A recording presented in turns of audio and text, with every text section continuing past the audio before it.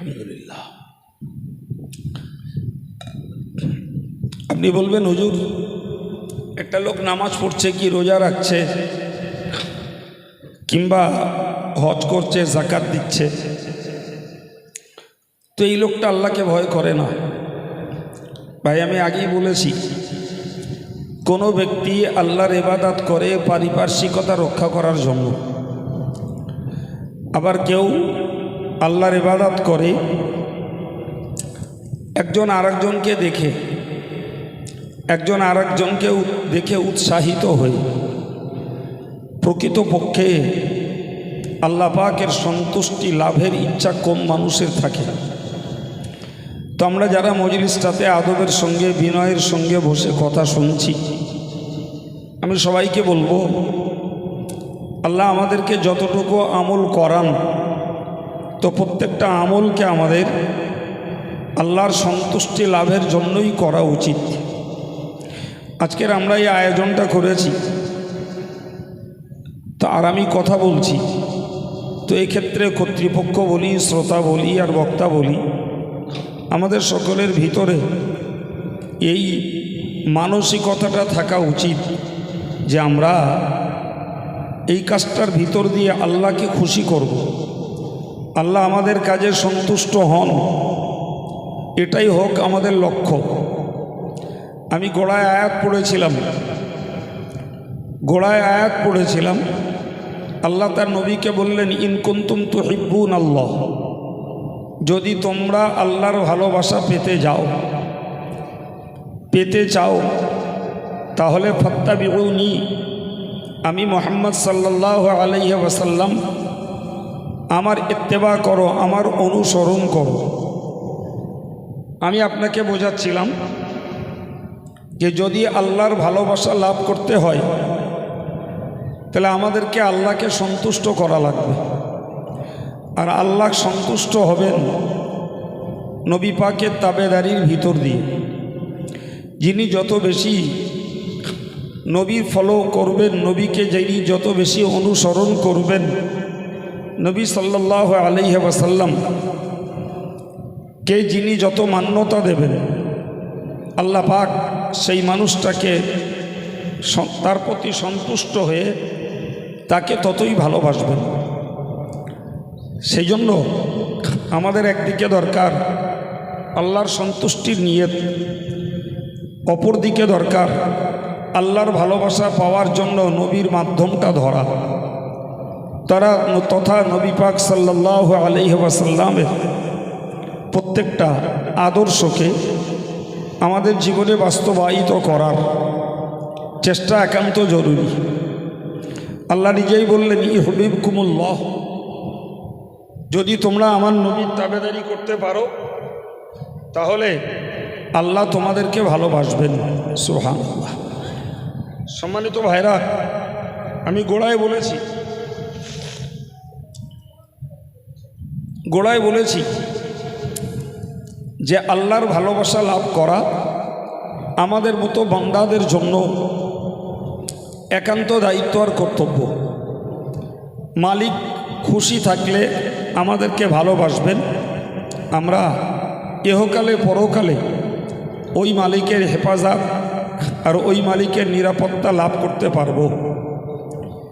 আজকের আয়োজিত সভাটি বিশ্ব নবী দিবস উদযাপন উপলক্ষে সেই নবী সরকারে দো আলম সাল্লাল্লাহু আলাইহি ওয়াসাল্লামকে সামনে রেখেই আমি আপনাকে কয়েক মিনিট কথা বলছি।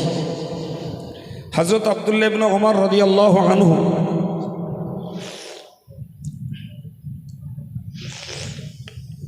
যিনি নবী পাক সাল্লাল্লাহু আলাইহি ওয়াসাল্লামের অত্যন্ত ঘনিষ্ঠ সাহাবী, তো তার সম্পর্কে হাদিস শরীফে লেখা রয়েছে যে তিনি নবীকে এতটা ফলো করতেন, রাসূলুল্লাহ যখনই যে হুকুমটা দিতেন তিনি তার এক বিন্দু কম বেশ কিছু করতেন না। সুবহানাল্লাহ। যেটাই রাসূল আদেশ করতেন কম বেশ কিছুই করতেন না, সেটাকেই উনি আমল করতেন। সুবহানাল্লাহ বলেন। ভাই আমরা হাদিস খুলে দেখেছি রসুল করিম সাল্লাল্লাহু আলাইহি ওয়াসাল্লাম পথ চলতে যে যদি কোথাও নিজের শারীরিক প্রয়োজনে বসতেন, হযরত আব্দুল্লাহ ইবনে ওমর ভাবতেন যে এই বসাটার ভিতরেও কোনো কল্যাণ, কোনো মঙ্গল নিহিত রয়েছে, ফলে তিনিও সেই জায়গাটায় বসতেন। নবী কোথাও যদি ইস্তেঞ্জা করতেন, তিনি ভাবতেন এটাও কোনো হিকমত আছে, ভেবে উনিও সেই জায়গাটায় ইস্তেঞ্জা করতেন। একটা গাছতলার ছায়ায় যদি রাসূলুল্লাহ আরাম নিতেন, হযরত আব্দুল্লাহ ইবনে ওমর রাদিয়াল্লাহু আনহু সেই গাছতলার ছায়াটাতেও তিনি একটু বসে আরাম করতেন। সুবহানাল্লাহ বলেন। এর নাম হলো নবীর ফলোয়ার, একেই বলে নবীর অনুসরণ। প্রিয় ভাই আমার, রসুল করিম সরকার দো আলমের প্রত্যেকটা কথাকে আমরা যাকে ইংরাজিতে বলি টু দি পয়েন্ট, বাংলায় বলি অক্ষরে অক্ষরে পালন করে দেখাতেন হযরত আব্দুল্লাহ ইবনে ওমর রাদিয়াল্লাহু আনহু। প্রিয় ভাইরা আমার, আমরা নবীকে দেখতে পাইনি এবং নবীর তরিকা সম্পর্কে আমরা সবাই সজাগ এবং সচেতন নই।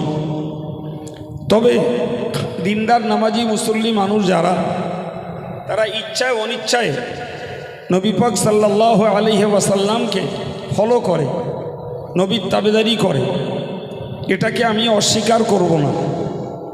কিন্তু মনে রাখতে হবে যে নবীর তাবেদারি আমরা সকাল থেকে যদি শুরু করি তো সারাটা দিন প্রত্যেকটা ক্ষেত্রে আমার নবীর কিছু অ্যাক্টিভিটিস, নবীর কিছু কর্ম নিদর্শন পৃথিবীতে রয়ে গেছে। তো ওইগুলোকে আমরা যদি ফলো করি তাহলে তো নবী পাককে প্রকৃত অনুসরণ করা হবে। ফর এক্সাম্পল, আমি যে উদাহরণস্বরূপ বলি, সকালবেলা ঘুম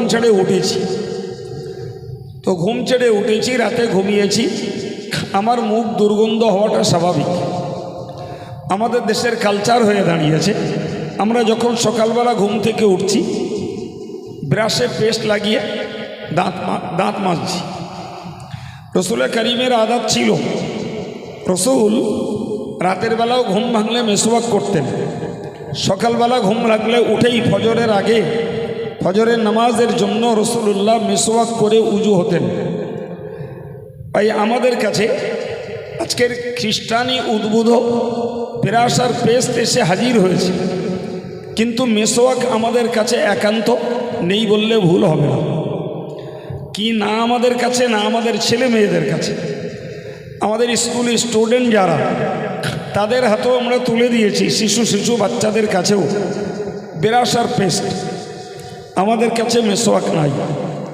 খুব বেশি যদি মেসওয়াক ব্যবহার করি আমরা, তো সেটা রমজান মাসে। আর এই রমজান মাসে অতিরিক্ত মেসওয়াক ব্যবহার করারও কোনো বিধান নেই বাবু, এটি সম্পূর্ণ একটি প্রথাগত প্রচলন। দেখা যায় আসর থেকে তো বহু মানুষ মেসওয়াক ঘষছে, কেউ মোটরসাইকেল চালাচ্ছে গালে মেসওয়াক আছে, সাইকেল চাপছে মেসওয়াক আছে। ভাই, একদিকে বোঝা যায় লোকটা রোজাদার, আর একদিকে বোঝা যায় যে লোকটা মেসওয়াক করছে। ইফতার খুব আসন্ন, ইফতার খুব তাড়াতাড়ি সামনে কাছাকাছি এসে গেছে। কিন্তু জানেন, হাদিসের কেতাবে উল্লিখিত রয়েছে যে খালুফু ফামিস সাইম আতিয়াবু মির রিহিল মিস্ক। রাসূল বলেছেন একজন রোজাদারের মুখে দুর্গন্ধ মিস্ক আম্বারের থেকেও আরও বেশি সুগন্ধ। তাহলে একটা রোজাদার যখন রোজা রাখেন, পেট তার খালি হয়, আর পেট যত খালি হয় তত গ্যাস সৃষ্টি হয়, আর গ্যাসের জন্যই হয় মুখে দুর্গন্ধ, গ্যাসের জন্যই হয় মুখে দুর্গন্ধ।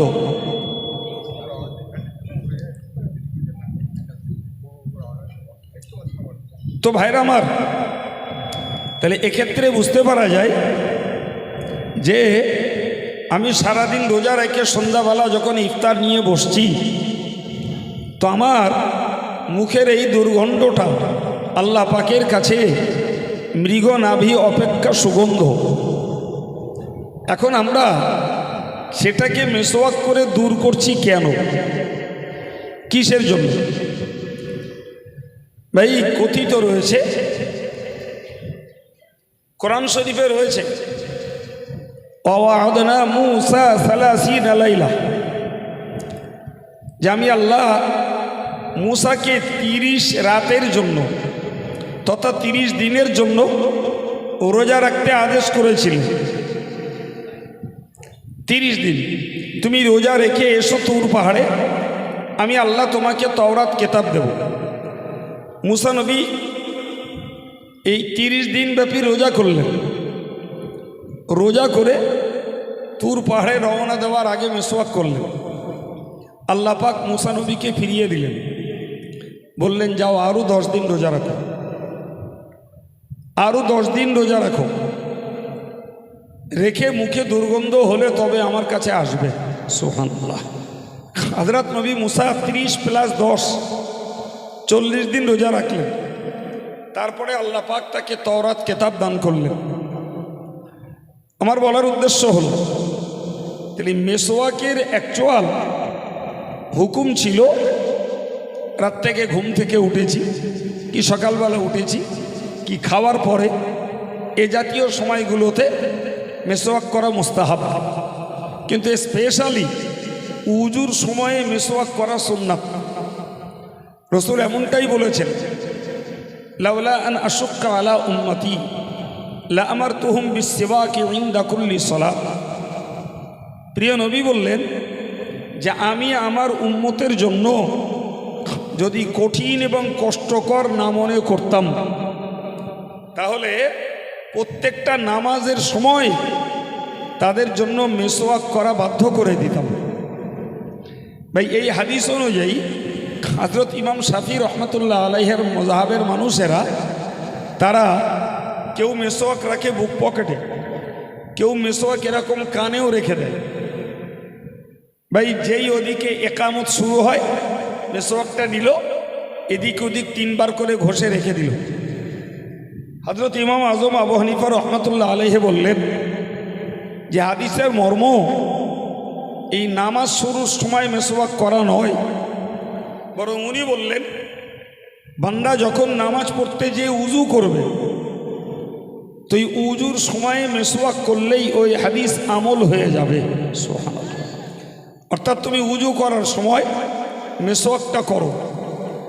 একজন মানুষ বিনা মেসওয়াকে 1 ওয়াক্ত 1 রাকাত নামাজ পড়বেন, আর একটা লোক মেসওয়াক করে 1 রাকাত নামাজ পড়বেন। যদিও নামাজ 1 রাকাত নয়, আমি বোঝানোর জন্য বলছি। তো ওই মেসওয়াক সহ উজু করে নামাজ পড়লে একই নামাজের সওয়াবকে আল্লাহ 70 গুণ বাড়িয়ে দেন। একটু মন খুলে বলেন ভাই, একই কাজে যদি জনের দাম এতটা তারতম্য হয় যে মেসওয়াক ছাড়া নামাজ পড়লে যতটা সওয়াব, মেসওয়াক সহ নামাজ পড়লে তার 70 গুণ বেশি সওয়াব। এবার বলেন এই মেসওয়াকের মতো একটা বিনা কষ্টের স্বাভাবিক আমল আমরা বেমালুম ছেড়ে দিচ্ছি। এই আদেশ শুধু পুরুষদের নয়, এটি শুধু মাদ্রাসার ছাত্রদের নয়, এটি শুধু আলেম হাফেজ হুজুরদের নয়, বরং একই বিধান পুরুষদেরও যেমন মেয়েদেরও তেমন। আমাদের ঘরের মেয়েরা যারা নামাজ পড়ে এদেরও উচিত কর্তব্য যে উজুর সময় একটু মেসওয়াক করা।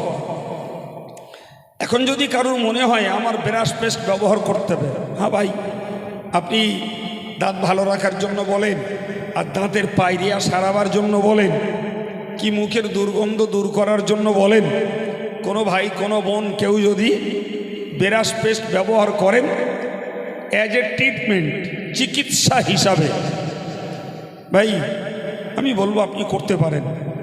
কিন্তু সুন্নত যদি আদায় করতে হয় তাহলে গাছের ডাল দিয়ে দাঁতে ঘষা লাগবে, ও ছাড়া সুন্নত আদায় হবে।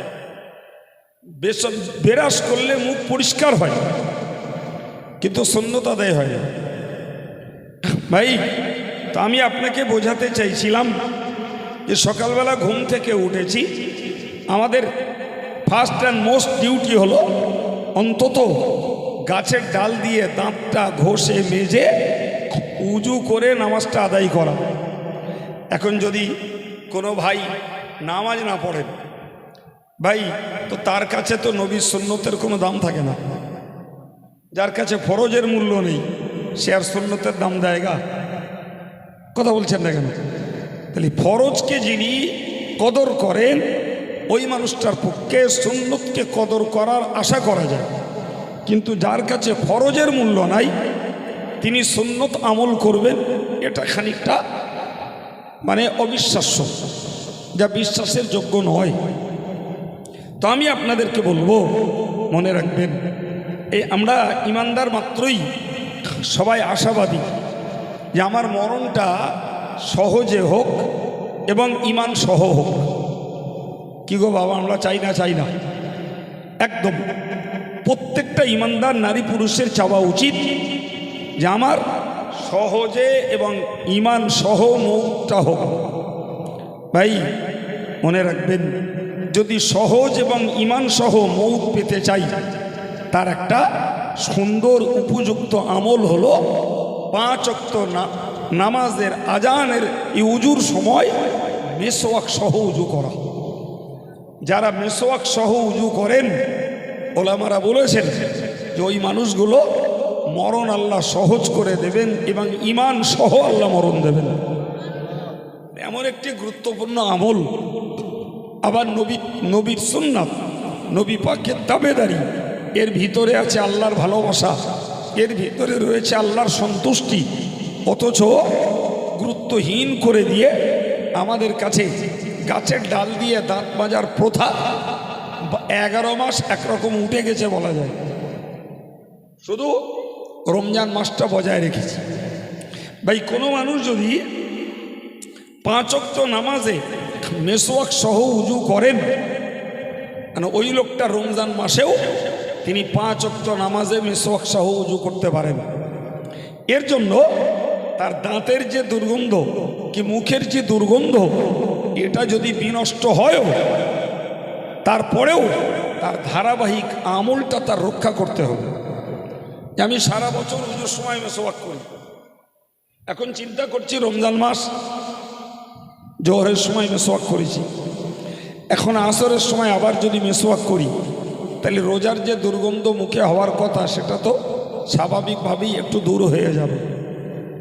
তো এই রোজার মুখের দুর্গন্ধ দূর হওয়ার ভয়ে আপনি আপনার দৈনিক পালিত সুন্নাত আপনি উজুর সময় মেসওয়াক করা বন্ধ করতে পারবেন না। ও আমল আপনাকে ধরে রাখা লাগবে। বাকি আপনার মুখের দুর্গন্ধটা আল্লাহর কাছে মৃগ নাভি অপেক্ষা সুগন্ধ। আল্লাহ পাক ওই মেসওয়াকের বরকতে আল্লাহ আপনার প্রতি ওই প্রসন্ন হবেন ইনশাআল্লাহ। হাদিস শরীফে এসছে সেওয়াকু মিতাহরাতুল ফাম ওয়া মারদাতুল লিরব। রাসূল বলেছেন মেসওয়াক হলো একদিকে মুখের পবিত্রতা আর একদিকে হলো আল্লাহর সন্তুষ্টি লাভ। আর একটু মন খুলে বলেন ভাই, এই জন্যই প্রিয় নবী বলেছিলেন যে লোকটা মান তামাসসাকা বিসুন্নতি ইনদা ফাসাদি উম্মতি, যে লোকটা আমার একটা সুন্নতকে আমার উম্মতের বিভ্রান্তির পিরিয়ডে যে লোকটা ধরে রাখবে, একটা সুন্নতকে যে লোকটা আমল করবে, ফাকাদ আহাব্বানি মান তামাসসাকা বিসুন্নতি ইনদা ফাসাদি উম্মতি, আমার উম্মতের বিভ্রান্তির সময়, তার মানে হলো উম্মত যখন নেক আমলের প্রতি মনোযোগ কম, উম্মতের ভিতরে যখন নানা মতভেদ, উম্মতের ভিতরে যখন আধুনিক কালচার, আধুনিক সভ্যতা সংস্কৃতি, উম্মতের ভিতরে যখন দুনিয়ার প্রতি অতিরিক্ত প্রেম প্রীতি ভালোবাসা, এই জাতীয় বিষয়গুলো যখন তৈরি হয় তখন কোরআন সুন্নাহর প্রতি মানুষের মনোযোগ কমে যায়, যেটা আমরা বাস্তবে দেখতে পাচ্ছি, বহাল তবিয়াতে দেখছি। মানুষ যত আধুনিকত্বে ডুবেছে, যত মানুষ আল্ট্রা মডার্ন কালচারগুলো নিয়েছে, তবে তখনই এদের কাছ থেকে একটা একটা করে সুন্নত বিদায় নিয়েছে। আমি এই বাবু এই ছেলেটাকে একটু আলাদা করে বসিয়ে দাও তো, দাঁড়ানো ছেলেটাকে, ওখানে একদম ওই সাইডে। ও শুরু থেকেই বিরক্ত করছে, তাই একটু ডিফেক্টেড নাকি? যাই হোক, তো কি বললাম, আমি গুটিকত কথা আপনাকে গল্পের চলে বলছি, অযথা চেল্লা বেল্লা হাত পা টানাটানি করবো না, আর করিও না তো জানেন। প্লেন বলছি, আপনারা জ্ঞানী মানুষ, কথাগুলো নেন। তো আমি এ পর্যন্ত আপনাকে শোনালাম যে মিসওয়াকের গুরুত্ব, ফজিলত, মহত্ব কতটা, এবং এটি নবীর জীবনের এমন সুন্নত, শুনলে হয়তো কেউ শুনেছেন, ভুলে যাই তো আমরা, তবে আমি একবার রিমাইন্ডার দিচ্ছি। জানেন রসুল করিম সাল্লাল্লাহু আলাইহি ওয়াসাল্লাম ইন্তেকাল করেছিলেন হযরত আম্মাজান আয়েশা সিদ্দিকা রাদিয়াল্লাহু আনহার বুকে মাথা রেখে। এই থুতনি আর এই বুক এর মাঝ বরাবর মাথা রেখে রসুল্লাহ ইন্তেকাল করেছিলেন। তো রসুল এই অবস্থায় আছেন, ঠিক এই সময়ে হযরত আব্দুর রহমান ইবনে আবু বকর, হযরত আম্মাজান আয়েশার নিজের ভাই, তিনি একটা মেসওয়াক করতে করতে ওই সময়ে রসুলের কাছে হাজির হয়েছে। রসুল্লাহ ওই অবস্থাতে মা আয়েশাকে ইশারা করলেন। আয়েশা বুঝে নিলেন যে রসুল্লাহ মেসওয়াক করতে চাইছেন। তো ভাইয়ের কাছ থেকে মেসওয়াকটা নিলেন, নিয়ে উনি যে দিকটাতে মেসওয়াক করছিলেন তার উল্টো দিকটা মা আয়েশা সেইটাকে চিবিয়ে দিলেন। চিবিয়ে দিতে রসুল্লাহ সেই মেসওয়াক মৃত্যুর পূর্বে তিনি ব্যবহার করেই অল্পক্ষণ পরেই ইন্তেকাল করলেন। এই জন্য মুহাদ্দিসরা লিখেছেন যে রসুলের জীবনের একেবারে কার্যত শেষ কাজই ছিল মেসওয়াক করা। এবং আরও একটা জিনিস, যে হযরত আম্মাজান আয়েশা সিদ্দিকা রাদিয়াল্লাহু আনহার গালের লালার সঙ্গে রসুল্লাহর লালাই সকল বিবিদের ভিতর থেকে সর্বশেষ রসুলের লালার সঙ্গে মা আয়েশার লালা মিশ্রিত হয়েছে। আমি আপনাকে বোঝাতে চাইছি, এটা বিনা খরচার বিনা কষ্টের একটা আমল। ভাই আমরা কেন ছাড়ি, কি জন্য ছাড়ি, কেন এর প্রতি আমাদের আগ্রহ কম? আমি হাদিসটা বলতে বলতে বাদ রেখেছি যে নবী বললেন, যারা আমার উম্মতের বিভ্রান্তির সময়, আমি বিভ্রান্তির ব্যাখ্যা দিয়েছি, শব্দটার ডিসকাস করেছি। মানুষের ভিতরে বিভ্রান্তি ঘটে মানুষ যখন বেশি বিলাসী হয়, মানুষ যখন বেশি দুনিয়ামুখ হয়, মানুষ যখন বেশি আধুনিকত্বে নিজেকে গড়ে তুলতে চায়, তখনই মানুষের ভিতরে বিভ্রান্তি তৈরি হয়। বিভ্রান্তি কিসের? ধর্মের ব্যাপারে। দেখবেন ধর্মের ব্যাপারে তাদের মনোযোগ, আন্তরিকতা কমে গেছে। খুব কম মানুষ আছেন, ধন আছে, জ্ঞান আছে, এবং স্বাভাবিকভাবেই আল্লাহর প্রেম লাভের সাধনা করছেন, এবং পাশাপাশি নবীর সুন্নতগুলোকেও বজায় রেখেছেন। এ মানুষ খুব কম। মানুষের যখন ধন বেড়ে যায়, জ্ঞান বেড়ে যায়, বিলাসিতে বেড়ে যায়, জীবনের ঠাঁট ভাঁট যখন বেড়ে যায়, মানুষ যত আধুনিকত্বে ডোবে ততই সুন্নত হারা হয়ে যায়। আমার কথা বিশ্বাস হচ্ছে? সত্য না মিথ্যা কি মনে হচ্ছে? আপনি কত গুন্ডা প্রমাণ নেবেন? আপনি যেখানে বাস করেন সেখানেই ফলো করবেন, এর প্রমাণ পাবেন। ধন আছে, জ্ঞান আছে, বিলাসিতা আছে, আধুনিকত্ব আছে, ভাই এরপরেও একদম টাইম টু টাইম নবীর সুন্নতগুলোকে ফলো করছেন। এই মানুষ শতকরা 2-4টে পাওয়া যাবে কিনা সন্দেহ। ভাই নবীর সুন্নতকে ফলো করেন বেশি। ভাই যারা যত ধর্মের প্রতি নিবেদিত মনের মানুষ, যাদের দুনিয়ার রূপ রসের প্রতি খেয়াল নেই, দুনিয়ার অতিরিক্ত অর্থের প্রতি যাদের লক্ষ্য নেই, যাদের দুনিয়ার সৌন্দর্যের প্রতি যারা আকৃষ্ট নন, যারা ভালো খাওয়া ভালো পড়াকে নিয়ে শুধু টেনশন করেন না, ভাই এই শ্রেণীর ধার্মিকগুলোর কাছে আপনি নবীর সুন্নতটা পরিমাণে বেশি পেতে পারেন। এটাই বাস্তব। এটাই বাস্তব। প্রিয় ভাইরা আমার, আমি আপনাকে বোঝাচ্ছিলাম যে সকালবেলা ঘুম থেকে উঠেছি, তো আমার প্রথমেই ছিল অন্তত এই সুন্নতটা পালন করা। ভাই এর পরের দায়িত্ব ছিল, বলতে পারা যায় যে আমার ঘুম থেকে উঠে তার আগের দায়িত্ব, পরের নয়, ঘুম থেকে উঠে আমার দায়িত্ব ছিল দোয়াটা পড়া। ওটাও একটা সুন্নত। আমি ঘুম থেকে উঠেছি, আগে দোয়াটা পড়ব। প্রিয় ভাই, রাসূলুল্লাহ রাতের বেলা যখন ঘুম থেকে উঠতেন, স্পেশালি তাহাজ্জুদের জন্য, কোরআন শরীফের সূরা আল ইমরানের শেষ রুকুতে আছে 10টি আয়াত। এই 10 আয়াত সম্বলিত এক রুকু কোরআন তিনি তেলাওয়াত করতেন। সুবহানাল্লাহ। ঘুম থেকে উঠতেন, দোয়া পড়তেন, প্রথম কাজ হলো কোরআন তেলাওয়াত করা। তো সে তো আমাদের দ্বারা হয়ই না। আমাদের না কোরআন সেখানে মুখস্থ আছে, না আমাদের রাত জেগে রাত্রি ঘুম থেকে উঠে তাহাজ্জুদ পড়ার অভ্যাস আছে ভাই। ফলে আমরা রাতের বেলা উঠে কোরআনের ওই এক রুকু পড়ব, এটি আমাদের আমলের বাইরে। কিন্তু আমরা ইচ্ছা করলে কিচ্ছু না পারি তো ঘুম থেকে উঠে সুন্নত আদায়ের নিয়তে এইটুকু তো বলতে পারি আলহামদুলিল্লাহ। এইটুকু তো বলা যায়, ওটুকু তো কারোর অজানা নেই। হয়তো দোয়াটা একটু বড়, আলহামদুলিল্লাহিল্লাযী আহইয়ানা বা'দা মা আমাতানা ওয়া ইলাইহিন নুশুর, এইটা তো এতটা আমাদের জানা না থাকে।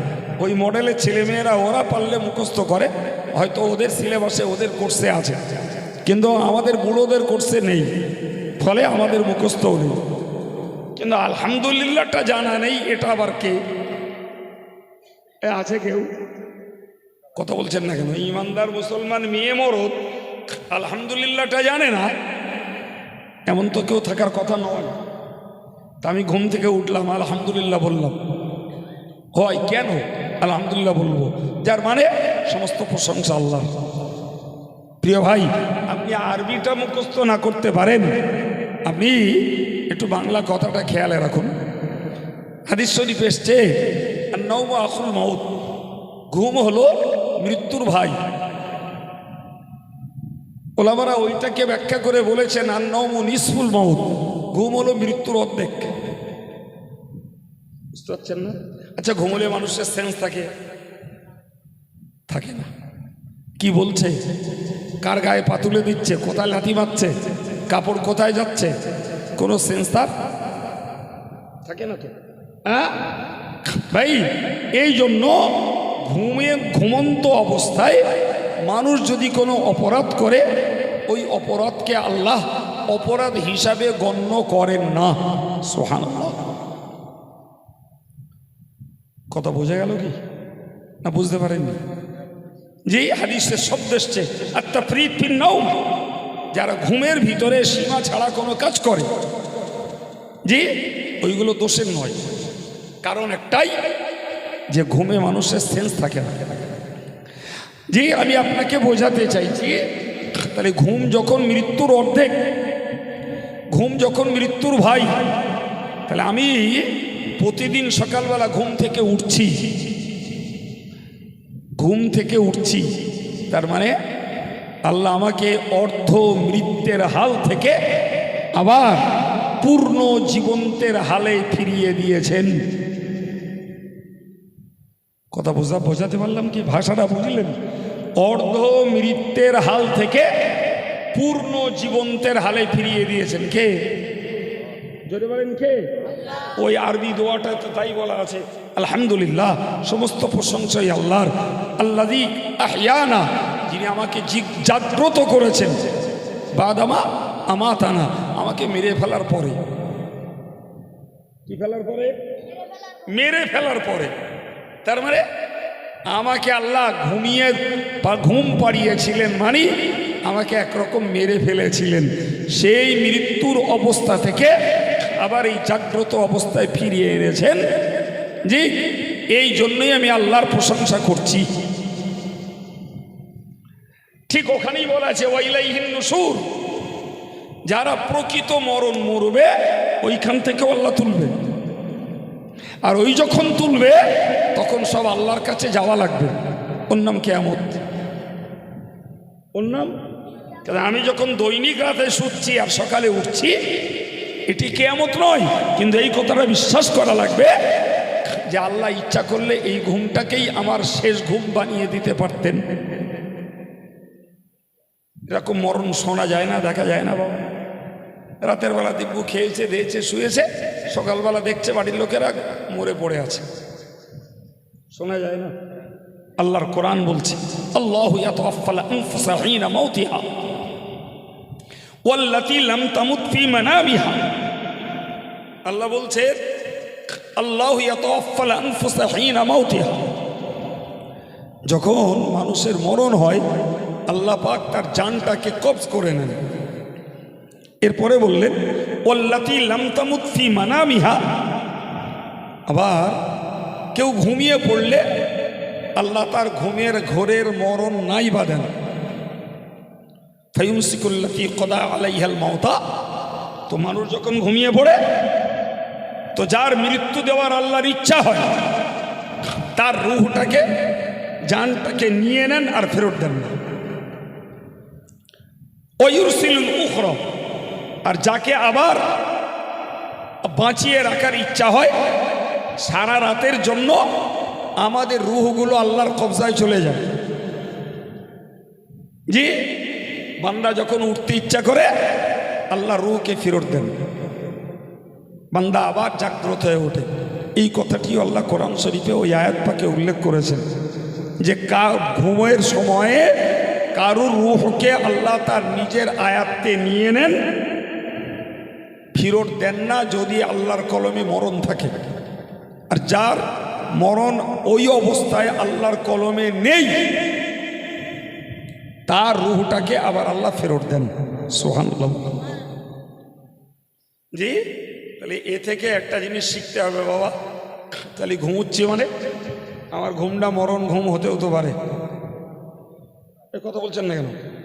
মরণ ঘুম। এই জন্য বুজুর্গরা বলেছেন যে তুমি ঘুমানোর আগে কিচ্ছু না পারলে একটু তওবা করো, তুমি একটু আল্লাহর নাম নিয়ে এসো। যদি তোমার ওই ঘুমটাই মরণ ঘুম হয়, তাহলে তোমার শেষ অবস্থাটা তওবার ভিতর দিয়ে কাটবে।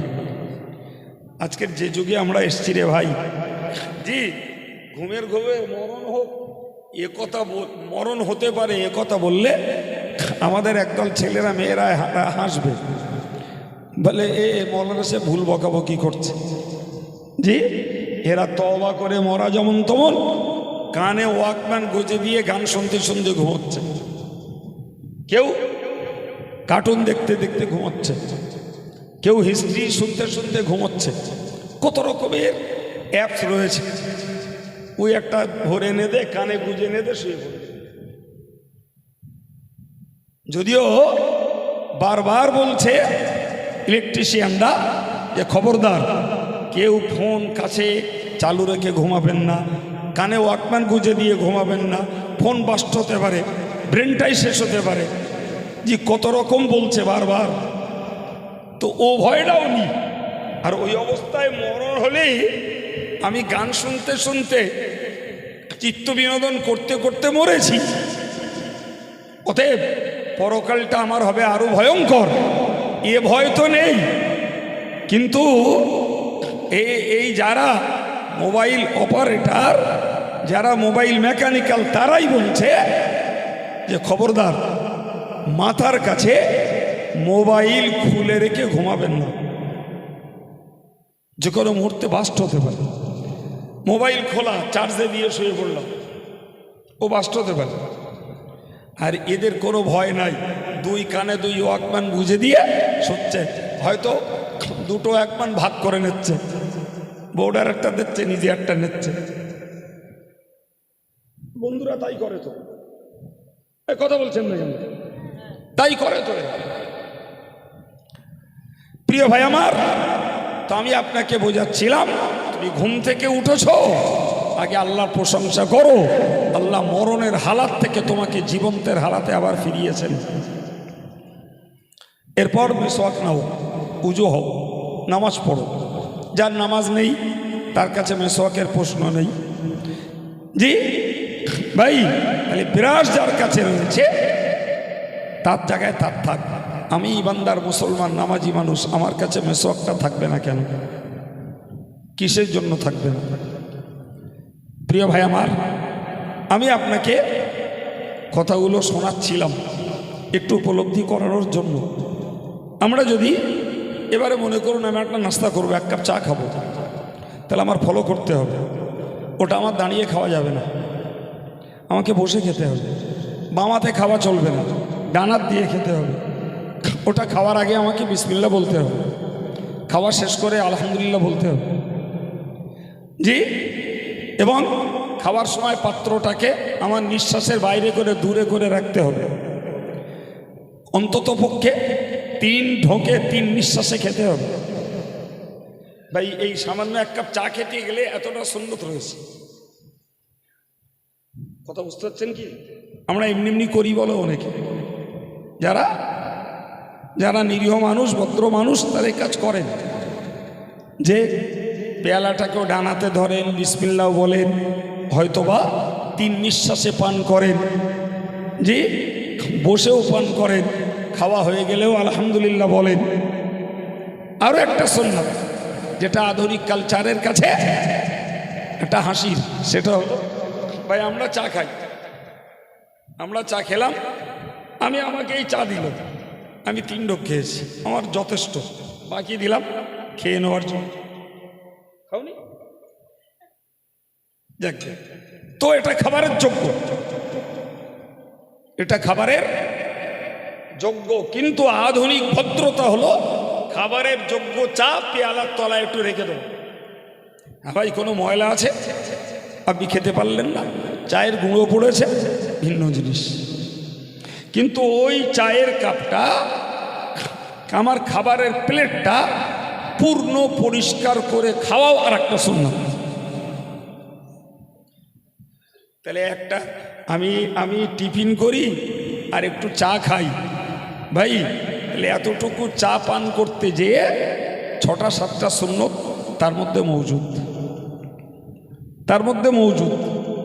প্রিয় ভাই, 2টি দিক, একদিকে নবীর সুন্নত পালন করে নবী পাকের দোয়া, আল্লাহ পাকের সন্তুষ্টি, আল্লাহর মহব্বত পাওয়া গেল। অপরদিকে শয়তানের মুখেও চুনকালি দেওয়া হলো।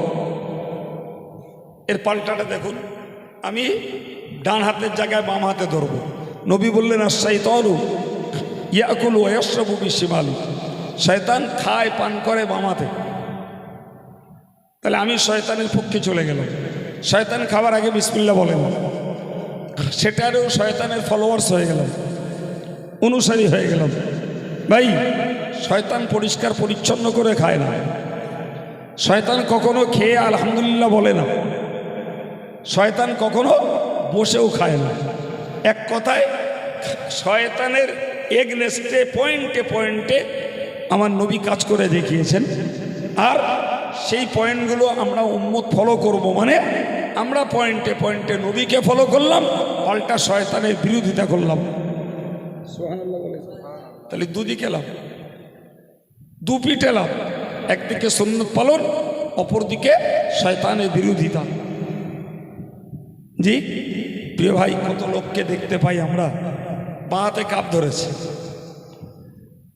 কাপ ধরেছে, ধরে খাচ্ছে, আবার তাতে দাঁড়িয়ে খাচ্ছে। এমন কালচার অন্যর থেকে শিখেছে আমার ভাইরা।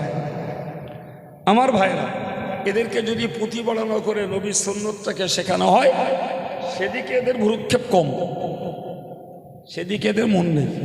এরা হোটেলে খেতে যাচ্ছে, লক্ষ্য করে দেখবেন, আমি যদিও খাই না হোটেলে, খাওয়ার মতন পরিস্থিতি আসে না রে, আর এক আধবার।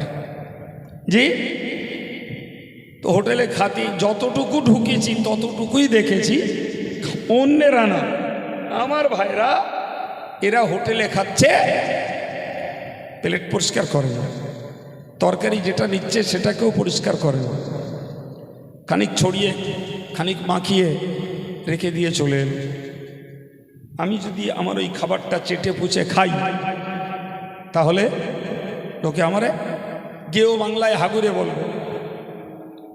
আর ভালো ভাষায় বললে তো বলবে লুভি, আর প্রচলিতভাবে বলবে লুভ দে। যা কিনেছে কিচ্ছু বাদ দিচ্ছে না, সব খেয়ে ফেলি। কিন্তু ওইটা যে আমার নবীর সুন্নত, গোটা হোটেল কালচারে পরিষ্কার করে খাওয়ার কোনো প্রথা, কোনো নিয়ম বর্তমানকালে নাই।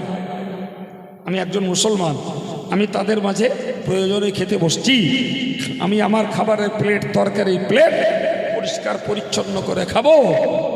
একেই বলা হয় সুন্নতকে জিন্দা করা। সুবহানাল্লাহ। রাসূল বলেছেন, যারা একটা সুন্নত জিন্দা করলো, একটা সুন্নতকে যারা জিন্দা করলো, ও লোকটা যেন ইসলামকে জিন্দা করলো। প্রিয় ভাইরা আমার, ওই লোকটা একটা সুন্নতকে আঁকড়ে ধরলো। প্রিয় নবী বললেন, ফালাহু আজরু মিয়াতি শহীদ। ওই লোকটা 100 শহীদের দরজা লাভ করবে। প্রিয় ভাই, একটু ভেবে দেখুন বাস্তবটা কোথায়। আমার আমার আমার আমার তিক্ত অভিজ্ঞতার ছোট্ট দুটো কথা বলছি, হাসবেন না, জ্ঞান নেন, জাতির অবস্থা বুঝুন। আমরা অন্তত চেতনাবুদ্ধ হই। ভাই, একদিন আমি জলসা করে ফিরছি, এক জায়গায় একটু চা খেতে বসছি, তখনও ভালো করে বেলা উঠিনি। তো আমার একটা চেনা লোক, ভদ্রলোক চা নিয়েছেন, কিরিশ করা জামা গায়ে আছে, কোথাও কলকাতায় যেতে পারে, দাঁড়িয়ে দাঁড়িয়ে চা খাচ্ছে। আমি মূর্তি বলে ফেলেছি, আমি ভাই বেঞ্চ আছে বসুন, আর বাঁতে খাচ্ছেন কেন, ডানাতে খান। আমি আর কিছু না জানি, এবার হাজারো মুসলমান, আমি ওরে ভালোবেসেই বলেছি, ভালো মুখেই বলেছি। ভদ্রলোক ফোড়াং করে আমার উত্তর দিচ্ছে, কেন বাঁটটা হাত না? আচ্ছা বলেন, সকালবেলা ফজরের নামাজ কালাম পড়ে ঠান্ডা মনে ওরে কথাটা বললুম, ও আমার উত্তর দিলে বাঁটটা হাত না? না, আমারও ভাই মিটার চড়ে গেছে। আমি ভাই কাল থেকে ডান হাত দিয়ে শুষ্ক, একদম বাংলায় বলেছে। হাত যাবা কথায় তেলে বেগুনে জ্বলে উঠেছে। না, আপনি একটা বাজে কথা বলে, কেন বাজে কথা? যদি বাঁটটা হাত বলে এদের যদি খাওয়া যায়, তাহলে ডান হাতটা হাত এদের শোষানো যাবে না কেন? বলেন না, ভুল বলেছি? হ্যাঁ, হয়তো ভাষাটা সাহিত্যের ভাষা বলিনি, প্রচলিত ভাষা বলেছি, এটা আলাদা কথা। কিন্তু আর গিস অন্যায় কথা বলিনি, এক বিন্দু অন্যায় বলিনি। জি, ভদ্রলোক আর দাঁড়াতে পারলেন না।